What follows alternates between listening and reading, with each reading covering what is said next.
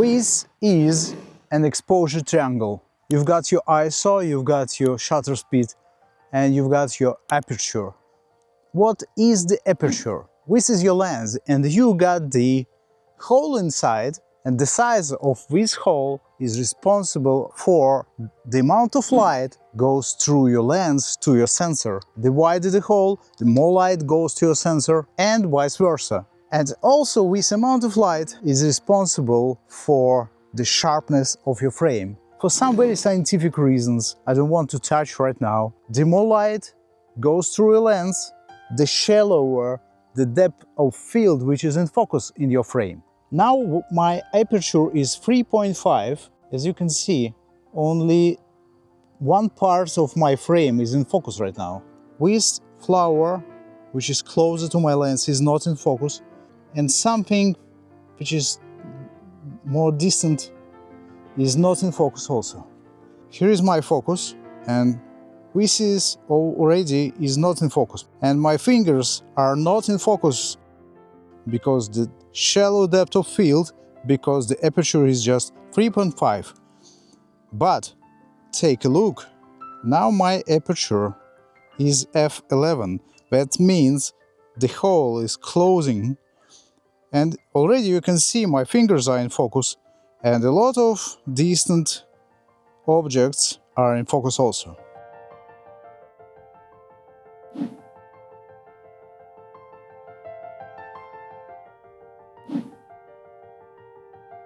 This is how you can separate your subject from background just using the aperture. And the opposite thing, if you want all these beautiful fields to be in focus, you have to close your aperture. That means you have to make a hole in your lens smaller, and that makes more distance to be in focus in your frame.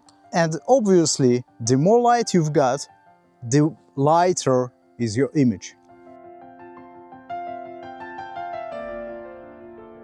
Second thing, shutter speed. Basically, the amount of time your shutter is open for the light which goes through your lens. This is a shutter speed. You can go slower, you can go faster. The faster your shutter, the less amount of movement goes to your shot.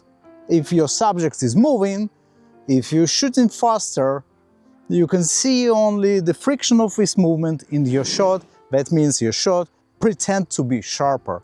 Vice versa, if your shutter is open for a while, your flower will go from this side to another side, and all this movement goes to your shot, and it's causing the blurriness of your subject in your shot. And definitely in these exact conditions, when we've got a decent amount of wind right now, in these exact conditions, I recommend you to set your shutter speed something like 1/500 or even faster. It sounds weird, but the bigger the number, the faster the speed of your shutter. And yes, this is that easy. We already covered the shutter speed and the aperture. The last part of this triangle is ISO. Probably it's too bright yet to explain what is ISO.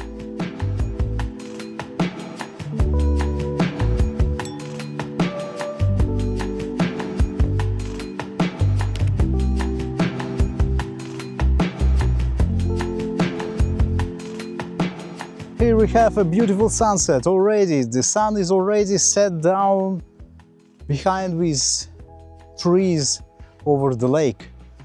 And this is a nice condition to show you what is the last part of the exposure triangle, which is ISO. And ISO basically, it's a level of volume, of sensibility of your sensor. That means with different amount of ISO, the same amount of photons goes through your lens, results different picture. For example, here I have a beautiful sunset, but if I shoot like this, I can see no poppies because my shutter speed is pretty fast, and even with F5 I barely can see poppies down below. But I can increase my ISO to reveal those in my shadows, and it sounds like a miracle, and it looks like a miracle, right? Like, you can increase some parameter and it solves all your problems. But unfortunately, it's not like that. It's not that easy. The higher the volume of sensibility of your sensor, the more noise it provides. That means you can get the perfectly clean image with the lowest ISO. Since you're increasing your ISO, you're increasing the noise in your picture. And it's okay, with some reasonable levels of ISO you can deal with, because these days we've got always noise reduction software, we've got amazing noise reduction built in Adobe Lightroom, right? But if you go over the physical abilities of your camera, you will get a noisy result. In some cases, having a noisy shot is way better than do not have a shot at all. Just to make it clear, ISO is a beautiful tool, but you have to use it carefully, because it could ruin your shot and your life and your career and your marriage and... okay, I'm talking nonsense. And actually, there is one trick about ISO.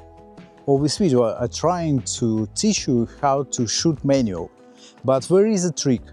In every camera you've got some magic setting, and the name of this setting is Auto ISO. But this is a topic for another video.